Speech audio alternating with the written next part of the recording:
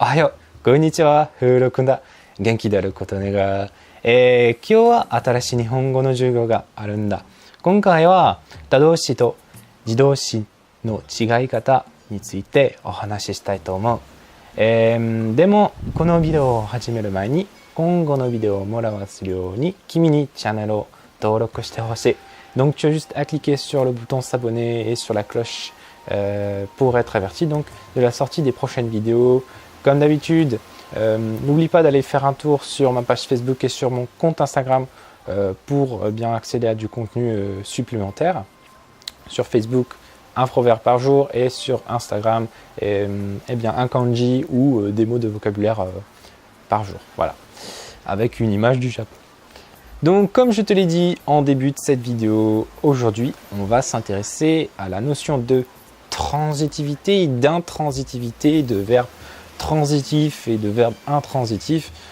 Si ça ne te dit rien en français, eh bien, pas de problème. On va tout expliquer dans cette vidéo. Voilà, tu vas voir, c'est quelque chose d'assez simple à comprendre. Pour commencer, on va s'intéresser au verbe transitif. Qu'en japonais, on appelle tadoshi. Tadoshi. Donc ça s'affiche juste ici, l'écriture en japonais. Voilà, tadoshi. Alors les verbes tadoshi, les verbes donc transitifs, eh bien, ce sont donc des verbes qui ont besoin d'un complément d'objet direct. Je rappelle ce que c'est qu'un complément d'objet direct. Eh bien, il s'agit tout simplement de l'élément de la phrase qui va subir l'action du verbe.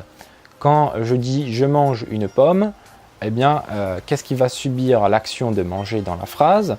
Eh bien, c'est la pomme. Donc, la pomme, c'est le complément d'objet direct de la phrase. Voilà.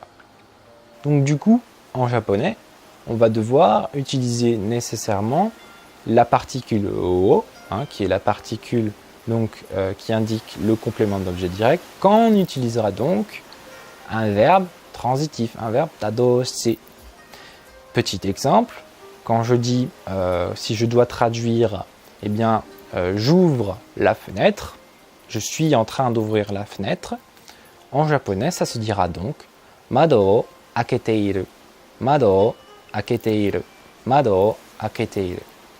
On remarque bien qu'on utilise donc notre petite particule o, qui indique le complément d'objet direct, devant Mado, qui donc eh bien, le complément d'objet direct, qui subit l'action de ouvrir. Voilà, j'ouvre la fenêtre. Mado aketeiru.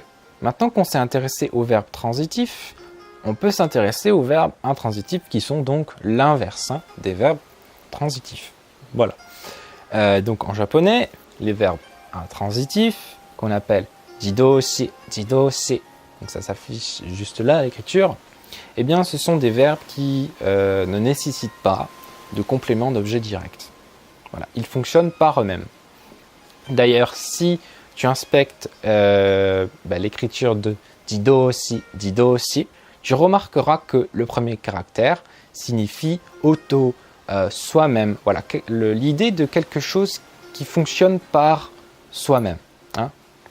Et d'ailleurs, également dans tadoshi, donc les verbes transitifs, l'écriture du verbe transitif, eh bien tu verras que le premier caractère, c'est le caractère de autre, qui signifie autre. Voilà, on a besoin de autre chose pour que ça fonctionne. Maintenant, revenons-en au verbe intransitif. Et je disais à leur propos qu'ils ne nécessitaient pas de complément d'objet direct. Alors, je vais prendre un exemple pour te montrer comment ça fonctionne. Un exemple en japonais.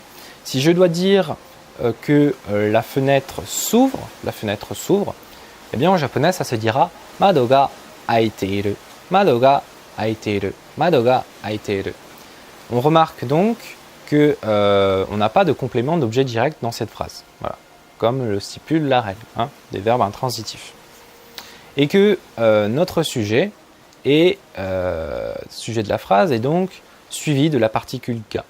Donc quand on utilisera donc des verbes intransitifs, on va devoir utiliser notre particule ga pour le sujet de la phrase. Voilà. Donc Mado ga aiteiru, Mado ga aiteiru.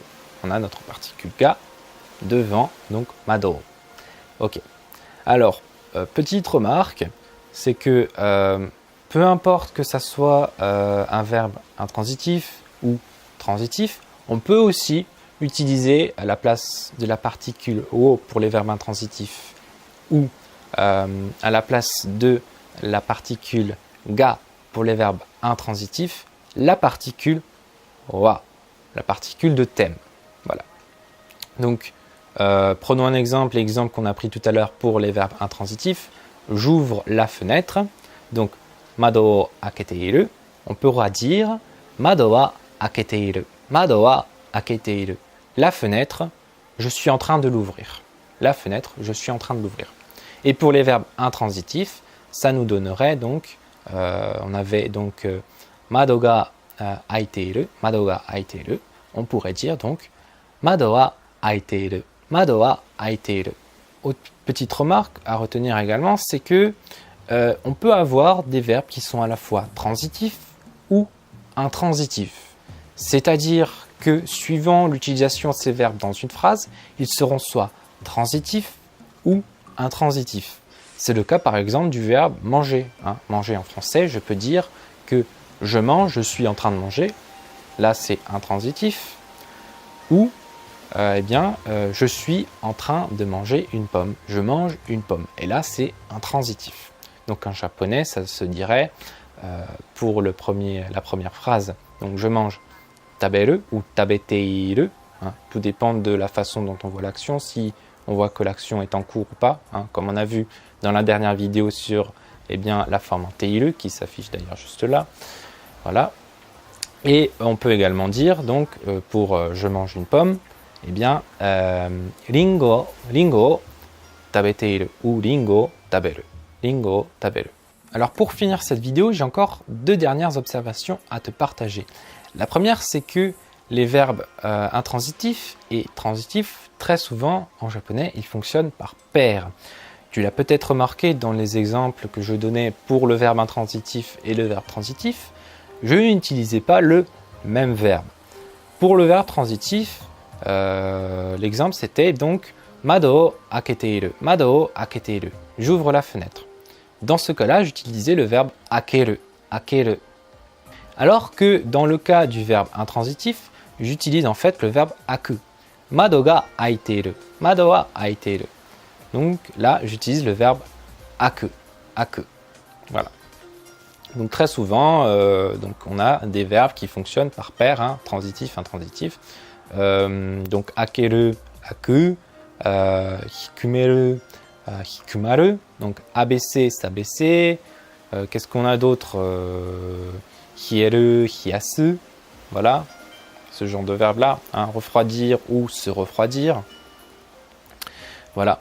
Et enfin, deuxième et dernière observation, ça va concerner une astuce qui va te permettre de différencier les verbes transitifs des verbes intransitifs. Alors, ça découle forcément de la première observation, c'est-à-dire que on a dit que les verbes transitifs et intransitifs fonctionnaient par paire. Du coup, si tu sais qu'un verbe est transitif, alors l'autre verbe qui fait partie de la paire est donc intransitif. Et quand on sait que, par exemple, tous les verbes qui vont se finir donc par se seront donc transitifs, voilà, le verbe qui va donc l'autre verbe qui va faire partie de la paire, il sera donc intransitif. Par exemple, tout à l'heure on a vu hiyasu, donc qui voulait dire donc refroidir, il est transitif, alors que hieru est donc intransitif. Et ensuite, on a également tous les verbes qui se finissent par me, et ces verbes-là, donc, ils sont intransitifs. Donc, par conséquent, le verbe qui sera lié à celui-ci sera donc intransitif. Voilà, par exemple, shizumu, qui veut dire donc couler, je coule, voilà, le bateau coule, voilà. Et on a après shizumeru, ça veut dire couler un bateau, voilà, par exemple le missile a coulé un bateau, par exemple, voilà. Et enfin, tous les verbes donc, qui se finissent par aru sont donc intransitifs et leur pendant, qui se finit généralement par eru, va donc être eh bien, transitif. Par exemple, hajimaru, commencer, débuter. Voilà, quelque chose commence, quelque chose débute. Hajimeru, je commence, je débute.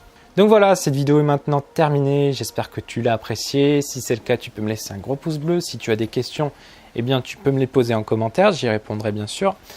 Juste avant qu'on se quitte, tu peux toujours accéder à ma vidéo bonus sur l'apprentissage des kanas en cliquant donc sur le lien qui est en description. Donc c'est une méthode que j'ai développée moi-même et qui te permettra de les apprendre en une semaine. Tu pourras également, en cliquant sur ce lien et en accédant donc à cette vidéo bonus, faire partie de ma liste de contacts. Et ultérieurement, tu vas aussi recevoir une vidéo que je suis en train de préparer sur mes meilleurs conseils pour apprendre le japonais. Voilà, donc maintenant je te dis bye bye, matane et gambarone.